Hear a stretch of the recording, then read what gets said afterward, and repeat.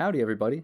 It's been a while, or at least it feels like it's been a while. Okay, so let's get right into it. In the last video, I was tasked to draw destructive forces, and the week after, which is what I'm showing you now, we had a lesson on painting less dangerous forces. I mean, they're not really forces, but we just had to draw peaceful things in nature. We were given a list of things to draw and paint, and I picked rocks, grass, water, and clouds. So to start off with, I had the most trouble with the rocks.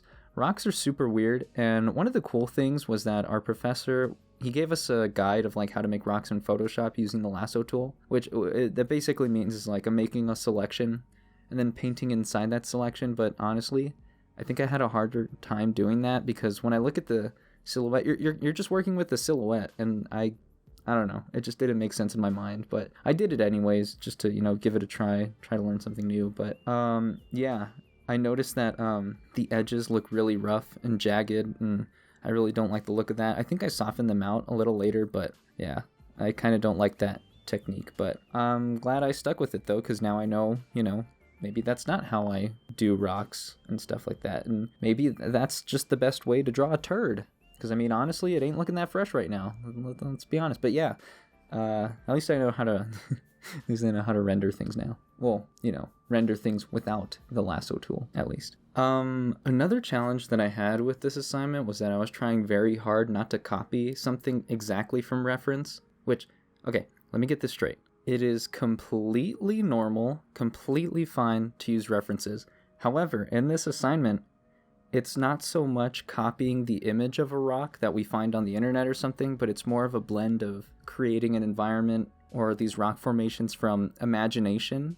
However, we're using the references as a guide and a study on how to paint and texture when we get to that stage. But so it's tricky because a lot of this is like imagination, but it is important to use references just to see how, like, what do rocks look like? We have a mental picture, but we don't know what the texture is or what kind of rock it is, things like that. And that's why you need references to help guide you in that process of rendering and stuff like that. But the imagination part, that's pretty tricky as well. I struggle with that, and I noticed that in this assignment. The next painting that I did, they are a bunch of clouds. I had a bit of trouble recording the clouds, and there's a big chunk of me like painting that's missing, and it goes 0 to 100 real quick. And yeah, I don't know what happened. I don't know, the recording got messed up or something. But yeah, I was experimenting with putting a flying character in there just to see if there was something that could be interesting with that, but I wasn't really feeling it, so I just got rid of him, and I just stuck with the clouds being like the main focus of the piece. And yeah, I think these clouds were really easy, and unfortunately, I think I did rely too much on that one brush I used in my last video to make like the explosions and the tornado and everything, but at least I'm getting more experience on how to use that brush and like, different, in different ways, I guess, because like it has these blending properties but also erasing properties. It's really weird, and I've never really delved into like making a brush in Photoshop, just because there's so many options of like do you want to change the size jitter, what's the brush count, things like that. There's just so many options that I just pick a brush and I'm like, okay, this is how that works, and things like that. So it was pretty, I guess it's pretty interesting to see how like I'm still learning from these brushes even though I'm using them all the time.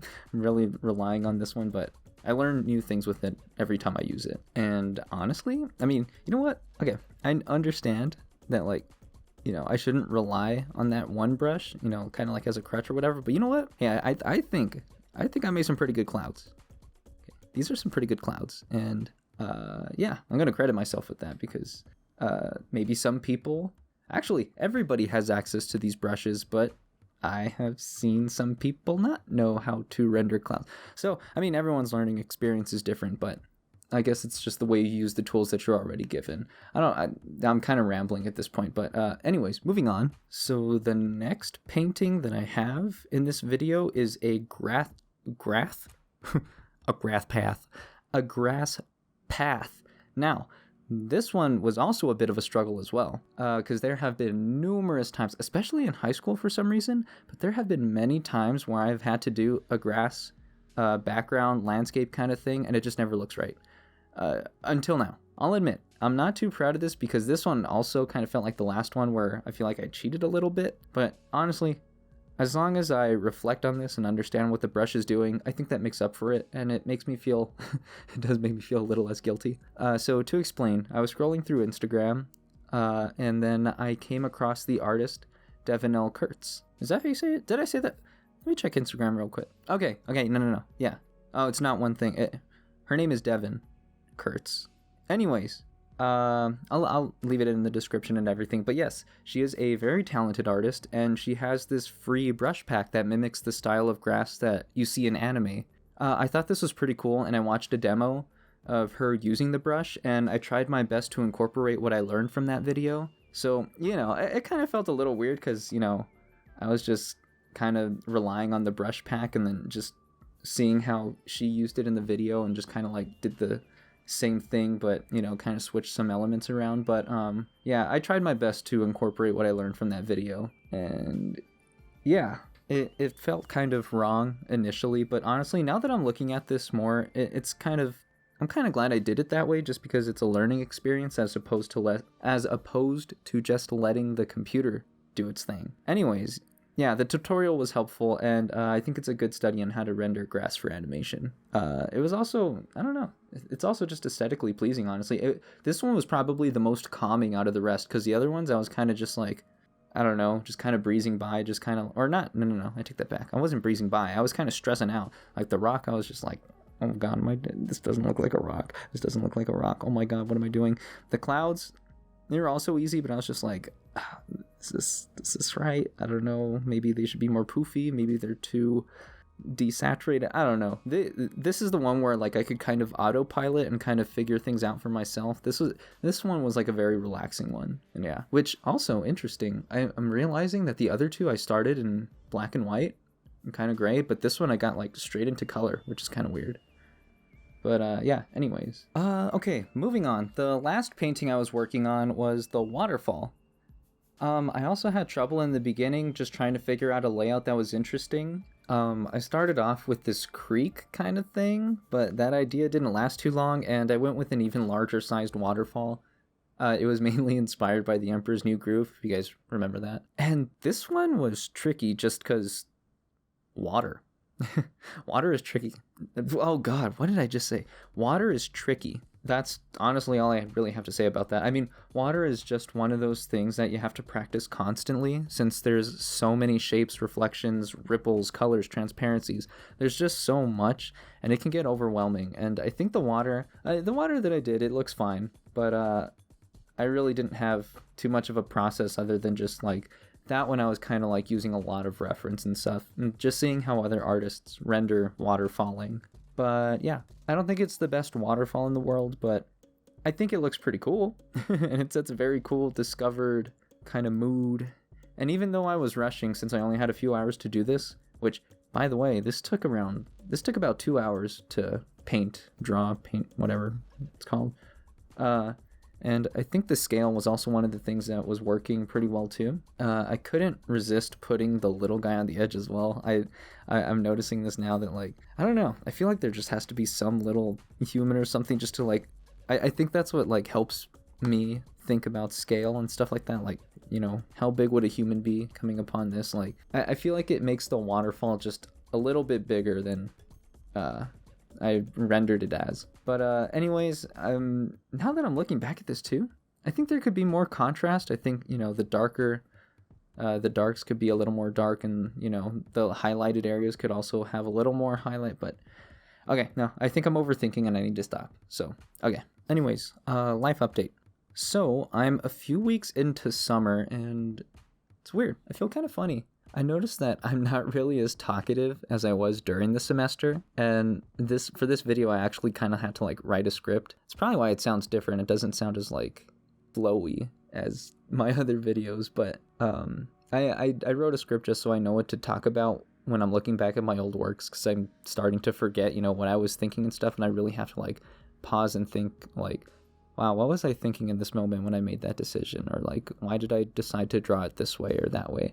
Things like that. And it's funny because I think another reason why this is happening is because during the semester I was just super stressed and constantly working, and I guess I don't guess I needed like some sort of outlet or some way to vent. Couldn't do art because I'm already doing that, and so I needed to find something else, which was just talking into a microphone for forever. That kind of really did the trick for me, and I think it's very interesting since now that I'm not as stressed and everything is kind of looking up now, I'm almost a bit at a loss for words now. Not completely though, don't get me wrong. If someone can get me talking, I'll keep talking, but now I kind of need to like write down and organize my thoughts before I say anything, I guess. And yeah, it's making me think like a lot more like, what do I really want to say in this video? Like I'm trying to stay away from rambling and things like that, even though it's eventually going to happen. I'm going to ramble regardless, but kind of like I'm doing right now. But at least I have a bit more of a guide, so it's not as like random and spontaneous as previous videos and stuff. Yeah. Also, another huge life update. A couple of my friends just graduated, and I want to congratulate them for the 14th millionth time. But I mean, because I've been doing it a lot lately. But honestly, they really do deserve it. They're super hardworking, and they're like a real inspiration for me to keep up with school.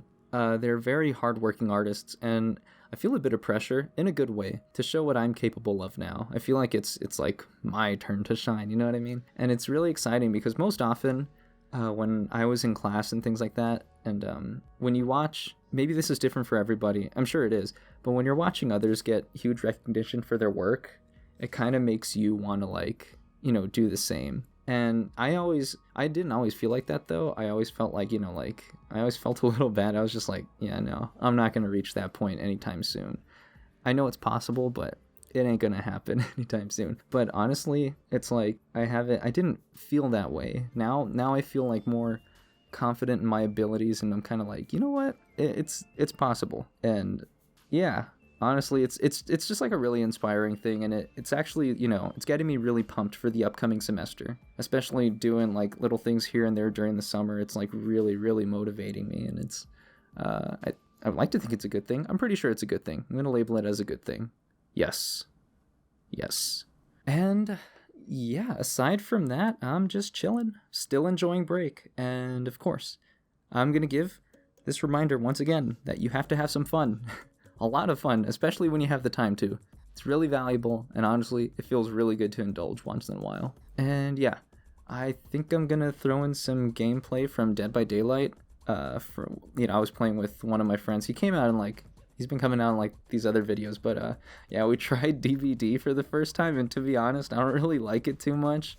Or maybe I just don't understand like the gameplay and the mechanics too much, but like, regardless of how good the game is, it was pretty entertaining and we had a lot of fun playing. And yeah, in the video it might sound like I'm whispering a little bit because we decided to wait till it was like super dark and super late, just to make sure it was extra spooky. But yeah, I hope you enjoy it. And yeah, thanks again for tuning in. I really appreciate everyone who does, whenever you get the chance to, of course, watch my videos. It's pretty cool. And yeah, just don't forget to subscribe for more videos, and share this with a friend and see what they think. Also, hit the bell icon if you want to stay updated with my next videos, and yeah, that's about it. Enjoy. Laters. Gonna keep doing it now. Alright, bye. Honestly. Okay, where's everyone? Oh no, Jesse, where are you? I'm just gonna crouch around. Oh, there you are. Oh, Jesus! Oh my god, that came from over there. Oh. She doesn't know anything about that. Don't sprint, Jesse. Okay, actually, I'm wait, sprinting. let's go hide in here. Oh, goodbye, TG. Oh. Ah! You fool. Oh, and this one. Wait, how do I heal? I don't know. I think only I can heal you. There has to be a way to heal me.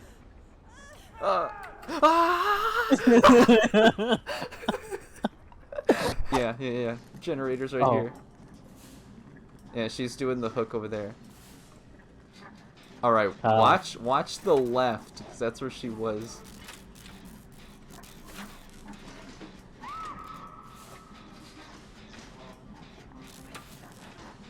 Don't mess up the generator, TJ. Oh look, she's putting her on the hook. My bad. Oh god. Wait, Jesse, come back, come back. No, I'm hiding. Oh my god. Well, I'm gonna hide. Oh no, not like this. Okay, I'm ready for it. Oh! Keep going. Oh wait, she's hooking him. Yeah, yeah, keep going, keep going, keep going. Oh, she's hooking him. That means she's Oh, gonna she come got after me, us. she got me, she got me, she got me. Oh my god. Oh my god, TJ, I'm repelling her birds. Yeah, oh, Jesse, just book it. Come towards me. Can you see me? Oh, help, I'm being moided. Come towards me, come towards me. Oh, you fool! Oh no, oh no.